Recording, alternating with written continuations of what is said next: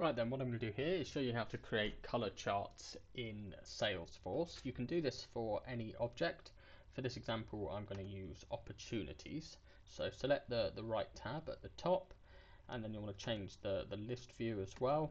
I'm going to put this as all opportunities, so I can see a chart with all of the different opportunities, and then select that little icon to select them all. Come across to the right, you'll see the little pie chart there. Click on that, which will open up all the different charts that you've got already.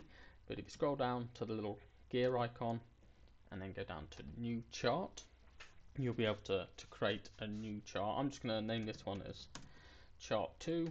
I want it to be a donut chart. And then you can change it. The aggregate field and the grouping field need to be different. I just want to show a chart that shows me how many open opportunities I have for which account.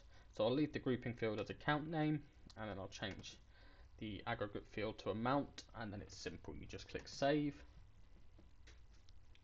and that will come up with the new chart for you, so you can see the different ones, and then you can go back to the old charts that you've got just in the drop down icon.